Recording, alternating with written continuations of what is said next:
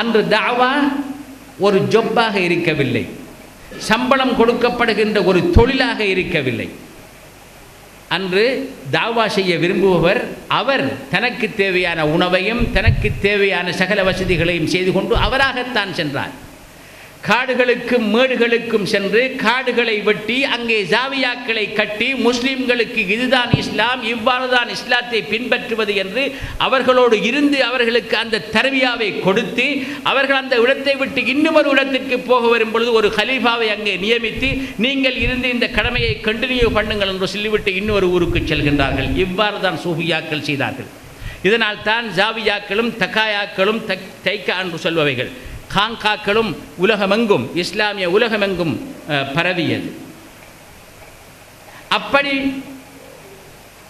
அறியாமையிலே இருந்து வந்த மனித சமுதாயங்களை இஸ்லாத்துக்கு எடுத்து அவர்களுக்கு அல்லாஹுவின் வழியை காட்டி முன்மாதிரியையும் காட்டக்கூடிய கலீஃபாக்களையும் அவர்கள் நியமித்து அந்த முஸ்லிம் சமுதாயங்களை ஒரு விஸ்திரமான சமுதாயங்களாக ஆக்கிய அந்த சூஃபியாக்கள் மரணித்ததன் பின் அவர்களின் கடமை முடிந்ததன் பின் இன்று தாவாவின் பேரிலே என்ன நடக்கின்றது? அவ்வாறு அவர்கள் ஊட்டிய இஸ்லாம், அவர்கள் வளர்த்தெடுத்த இஸ்லாத்திலே இருந்து மக்களை தூரமாக்குவதற்காகத்தான் இன்றைய தாவா சம்பளமாக தொழிலாக மாறியதன் பின் நடத்தி கொண்டிருக்கின்றது. கடந்த காலத்திற்கு நாங்கள் செல்ல தேவையில்லை. திக்ரின் மூலம் நான் சொன்னேன், திக்ரின் மூலம் தான் ஒருவருடைய ஆத்மா பலனடைகிறது. ஸல்லல்லாஹு அலைஹி வஸல்லம் அவர்களின் சன்னிதானத்தில் வாழ்கின்றோம் என்ற நிலையில் ஒருவன் வாழ்கின்ற பொழுதுதான் அவனிடம் பலம் இருக்கின்றது என்று கூறினேன் அல்லவா? அதனால் தான் அண்மை கால வரலாற்றிலே 18ஆம் 19ஆம் நூற்றாண்டுகளிலே மேற்கத்திய சக்திகளுக்கு எதிராக தங்களது நாடுகளை முஸ்லிம்களை விடுவிப்பதற்காக ஜிஹாதினை முன்வைத்து முன் சென்று போர் செய்து முஸ்லிம் நாடுகளில் லிபியா, சூடான், மொரோக்கோ இவைகளிலெல்லாம் அந்நிய சக்திகளை எதிர்த்து ஜிஹாத் செய்து முஸ்லிம்களின் தனித்துவத்தை நிறுவியவர்கள் யார்? தரீக்காக்கள். ஷாதுலியாவின் தரீக்காவின் சப் பிரான்ச்சஸாக இயங்கிய சனூசியா, தீஜானியா, மஹதியா, இப்படிப்பட்ட இத்ரிசியா, இப்படிப்பட்ட தரீக்காக்கள் தான் மொரோக்கோவிலே, லிபியாவிலே, சூடானிலே, இப்படிப்பட்ட அல்ஜீரியாவிலே, இப்படிப்பட்ட பல நாடுகளிலே அந்நியர்களுக்கு எதிராக போராடி அந்த நாடுகளை முஸ்லிம்களின் கைக்கு மீட்டுக் கொடுத்தார்கள். ஏன்? சம்பளமில் தன்னை அல்லாஹுவிற்கும் ரசூலுக்கும் அர்ப்பணித்தவர்களுக்கு மட்டும்தான் சம்பளம் இல்லாமல் அல்லாஹுவிற்காக தியாகம் செய்ய முடியும். அப்படி தியாகம் செய்து அவர்கள் வளர்த்தெடுத்த முஸ்லிம் சமுதாயங்களினை இன்று தாவாவின் பேரினால் நாங்கள் குழப்பிக் கொண்டிருக்கிறோம். எதனாலெல்லாம் மனிதன் அல்லாஹுவிற்கு நெருக்கமானவனாக ஆக முடியுமோ அதையெல்லாம் செய்ய வேண்டாம் என்று இன்று தடுக்கப்பட்டு அதன் மூலம் முஸ்லிம்களை இஸ்லாத்தை விட்டு தூரமாக்கி கொண்டிருக்கிறோம். எனவேதான் இன்று நாம் முஸ்லிம் சமுதாயத்தை ரிஃபார்ம் பண்ண வேண்டுமென்றால் செய்ய வேண்டிய வேலை தரீக்காக்களை, தஸவ்வுஃபை முஸ்லிம் சமுதாயங்களிலே மிகவும் எஃபெக்டிவாக வித் சின்சியரிட்டி பரப்புவது. நாங்களும் பிழை செய்திருக்கிறோம். தரீக்காக்களிலே இருந்து கொண்டு தரீக்காவின் மகிமையையும் அதன் பலத்தையும் அதனால் சமுதாயத்திலே செய்யக்கூடிய பங்குகளையும் மறந்து நாங்கள் வெறும் திக்ர் மஜ்லிஸ்களில் மட்டும் கலந்து கொண்டு இருப்பதனால் நாங்கள் அந்த தரீக்காவின் தாக்கத்தினை சமுதாயத்திற்கு காட்டவில்லை, அதற்கு நாம் முனையவில்லை. We have to reform ourselves. We have to reform the style of our tariqas. The social dimensions of tariqas should be reformed. அன்று சூஃபியாக்கள் they kept a check on everything.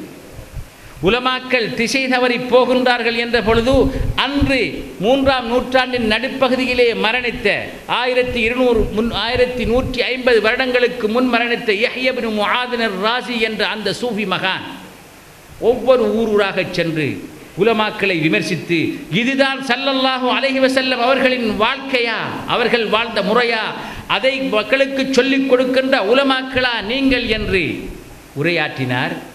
மக்களை விழிப்படைய செய்தார். அதன் மூலம் அன்று ஒரு ரிஃபார்ம் ஏற்பட்டது. இவ்வாறு உண்மையை சொல்லி சமுதாயத்திலே ஒரு மறுமலர்ச்சியை ஏற்படுத்த சூஃபியாக்கள் முனைந்த பொழுதெல்லாம் அவர்களுக்கு எதிராக அங்கே சதி செய்யப்பட்டது. மன்சூருல் ஹல்லாஜ் ரஹ்மத்துல்லாஹி அலைஹி அவர்கள் ஏன் கொலை செய்யப்பட்டார்கள்? அனல் ஹக் என்று அவர்கள் கூறியதற்காகவா? இல்லை.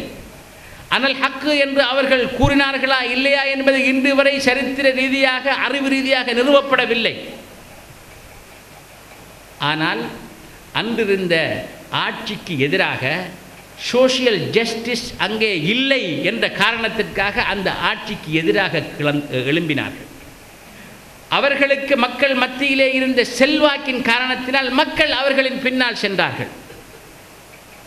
ஒரு அரசாங்கத்திற்கு எதிராக ஒருவன் வேலை செய்கின்ற பொழுது தனது நோக்கத்தை அடைவதற்காக யார் யாரெல்லாம் அந்த அரசாங்கத்தை எதிர்க்கின்றார்களோ அந்த சக்திகள் அனைத்துடனும் ஒரு வகையான கோஆர்டினேஷன் இருப்பது இயற்கை.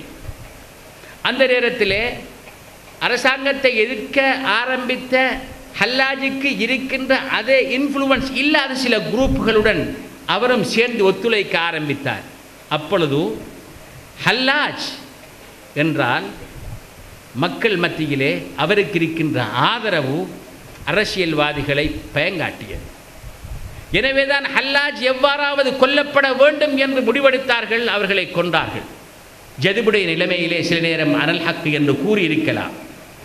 ஆனால் எப்போ எங்கோ ஜதுபுடைய நிலைமையிலே தன்னை மறந்த நிலையிலே கூறிய ஒன்றை வைத்து அவரை குற்றவாளி என்று கொண்டு வந்து அவரை காபிர் என்று கூறி அவரை சிலையில் அடைத்து கொன்றார்கள். எவ்வாறு கொன்றார்கள்? இன் a very un-Islamic way. உண்மையாக இஸ்லாத்திற்காக கொல்லவில்லை என்பதற்கு அவர் எவ்வாறு கொல்லப்பட்டார் என்பதை காட்டுகின்றது. அவரை ஒரு சிலுவையிலே அறைந்து கைகளையும் கால்களையும் வெட்டிவிட்டு முதல் நாள் அவ்வாறே விட்டார்கள். இரத்தம் ஓடிக்கொண்டே இருந்தது. பிறகு அடுத்த நாள் அவர்களை பற்ற வைத்து சாம்பலை எடுத்து அவர்கள் பக்தாதிலே கரை நதியிலே வீசினார்கள். இது இஸ்லாமிக் வேயா? இங்கிருந்து எமக்கு விளங்குகின்றது இதிலோ சம்திங் இஸ் ராங் சம்வேர். தனது ஆட்சிக்கு எதிராக மிகவும் இன்ஃப்ளூவன்ஷியலான வாய்ஸாக இருந்து கொண்டிருக்கின்றார் ஹல்லாஜ். எனவே we have to get rid of him.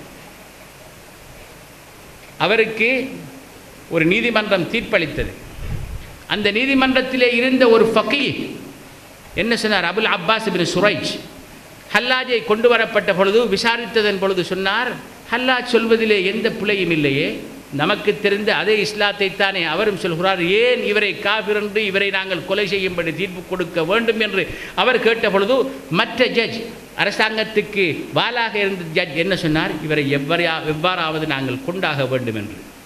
அப்படி என்றால் அபுல் அப்பாஸ் இப்னு சுரைஜ் ரலியல்லாஹு தஆலா அன்ஹு அவர்கள் சொன்னார்கள், இவருடைய இரத்தத்திற்கு பொறுப்பாக அல்லாஹ்வின் சன்னிதானத்திற்கு செல்வதற்கு நான் விரும்பவில்லை, நீங்கள் ஏதோ ஒரு முடிவொன்று எடுத்திருக்கின்றீர்கள் என்று அவர் அந்த நீதிமன்றத்திலே இருந்து வாபஸ் வாங்கிவிட்டார். அதன் பிறகுதான் இந்த தீர்ப்பு கொடுக்கப்பட்டு அவர்கள் கொலை செய்யப்பட்டார். மன்சூருல் ஹல்லாஜ் அவர்கள். அபு யஸீத் அல் பிஸ்தாமி அவர்கள் அவர்களுடைய ஊரிலே இருந்து கொண்டிருக்கின்ற நேரத்திலே இன்றைய வஹாபிகள் போன்ற சில உலமாக்கள் அன்று இருந்திருக்கின்றார்கள் போலும் அவர்களை விமர்சித்தார்கள். நீங்கள் நடக்கின்ற இந்த நடைமுறைக்கும் ஸல்லல்லாஹு அலைஹி வஸல்லம் அவர்களின் வாழ்க்கை முறைக்கும் என்ன தொடர்பு இருக்கின்றது என்று கேட்டார்கள். ஒருவன் தனது நஃப்ஸை வென்றெடுக்கவில்லை என்றால் அவனில் என்ன பெருமதி இருக்கின்றது என்று கேட்டார்கள். என்ன நடந்தது? 5 முறைகளுக்கு மேலாக அவரை தனது ஊரிலே இருந்து வெளியேற்றினார்கள். அவர்களுடைய தொல்லை பொறுக்க முடியவில்லை. 5 முறைகளுக்கு மேலாக தான் பிறந்த ஊரை விட்டு வெளியே செல்ல வேண்டிய நிர்பந்தம் அவர்களுக்கு ஏற்பட்டது. இலங்கையிலும் இன்று அவ்வாறான விடயங்கள் நடந்து கொண்டே இருக்கின்றது. திஸ் இஸ் டெரரிசம், பயங்கரவாதம்.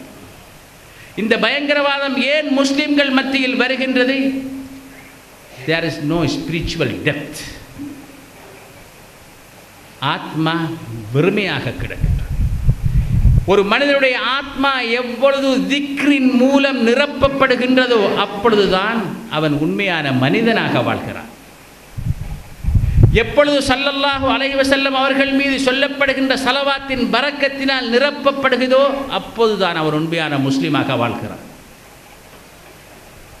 அதனால்தான்